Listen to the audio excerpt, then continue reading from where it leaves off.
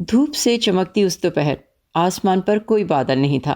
اس دن Scott کنٹسن کے گھوڑے wrench میں کھلے پھر رہے تھے اور وہ اپنے رینچ پہنچ کر بہت خوش تھے کیونکہ وہ اپنی بیٹی ہیلی کی پہلی سالگرہ منانے جا رہے تھے۔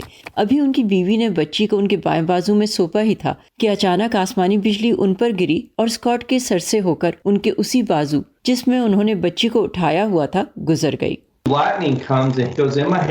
بجلی میرے سر پر گر کر میرے ہاتھ سے گزر گئی تو میں گر گیا اور کرنٹ میری بیوی کے سامنے سے گزر گیا، لیکن خدا کا شکر ہے کہ ہیلی ٹھیک تھی۔ میں نے زندگی میں بہت سی چوٹوں کا سامنا کیا ہے، لیکن یہ سب سے سخت چوٹ تھی اور یوں لگا جیسے اس نے مجھے زمین کے ساتھ گاڑ دیا۔ وہ کہتے ہیں ان کا دماغ معاف تھا اور وہ اپنے جسم میں شدید حدت محسوس کر رہے تھے۔ اسکاٹ زندہ تو بچ گئے، لیکن نہ صرف ان کے اندرونی اعضاء بلکہ ان کی یادداشت اور بہت سی دوسری صلاحیتیں بری طرح متاثر ہوئیں۔ میں کھڑکی سے باہر دیکھتا تو میرا دل چاہتا کہ میں اپنے جانوروں کے پاس جاؤں، اپنی بیٹی کو دیکھتا تو اسے اٹھانے کو دل چاہتا۔ میں گاڑی نہیں چلا سکتا تھا، میں دوڑ نہیں سکتا تھا، میں پڑھ نہیں سکتا تھا، اس لیے وہاں بیٹھ کر باہر دیکھتے رہنا مجھے متاثر کرتا۔ میں منفی راستہ اختیار نہیں کرنا چاہتا تھا اور نہ ہی حالات کو قبول کر کے ہار ماننا چاہتا تھا۔ ہم ہر روز ایک نیا ہدف متعین کرتے اور یہ کہ اسے کیسے حاصل کر سکتے ہیں، اور ہم نے یہی کیا کہ میرے سامنے وہ چیزیں رکھیں جو میں واقعی کرنا چاہتا تھا۔ حادثے کے 17 سال بعد آج اسکاٹ جہاں کھڑے ہیں یہاں پہنچنے میں خود ان کی اور ان کی بیوی کی محنت شامل ہے۔ انہوں نے اپنی بیٹی کے ساتھ دوبارہ چلنا، لکھنا اور پڑھنا سیکھا۔ اب اسکاٹ کنٹسن ایک کاؤ بوائے، کاروباری شخصیت اور پوڈ کاسٹر ہیں۔ وہ ہالی ووڈ کی ایک فلم میں کاؤ بوائے کا کردار ادا کر رہے ہیں اور ان کی کتاب بھی شائع ہونے والی ہے۔ وہ اب دوسروں کو آسمانی بجلی سے بچنے کی آگہی دیتے ہیں۔ جس روز اسکاٹ پر بجلی گری اس دن ان سے 15 میل کے فاصلے پر گرج چمک کے ساتھ بارش ہو رہی تھی۔ نیشنل ویدر سروس کے مطابق امریکہ میں ایک سال میں اوسطاً 2.5 کروڑ مرتبہ بجلی گرتی ہے، جو سالانہ اوسطاً 49 ہلاکتوں کا سبب ہے۔ بجلی کا ایک بولٹ سورج کی سطح سے زیادہ گرم ہوتا ہے۔ وائٹ ہاؤس کے سامنے واقع لافیٹ اسکوائر میں اس درخت پر جو ڈیمیج ہے وہ بجلی گرنے کی وجہ سے ہے۔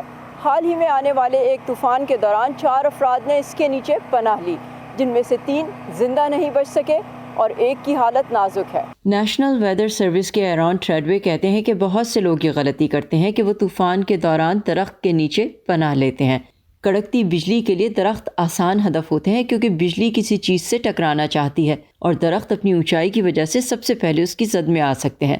اسی لیے کہا جاتا ہے کہ گرج سنتے ہی کسی عمارت کے اندر چلے جائیں۔ باہر بجلی سے کوئی جگہ محفوظ نہیں ہے۔ اگر آپ باہر ہیں تو آپ پر آسمانی بجلی گرنے کا خطرہ ہے، لہٰذا گرج کی آواز سنتے ہی اندر چلا جانا اچھا ہے۔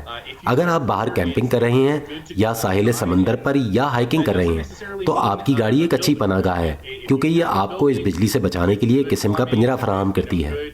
ایرون کہتے ہیں کہ ٹکرانے کے بعد کرنٹ انتہائی تیزی سے کسی شخص یا شے سے گزر کر زمین کی اوپری سطح پر پھیل کر ختم ہو جاتا ہے۔ Nicole Liriano GC emergency response system کی بٹالین چیف ہیں اور وائٹ ہاؤس کے سامنے جب بجلی گری تو فرسٹ میڈیکل رسپانس کی ذمہ دار وہ تھی۔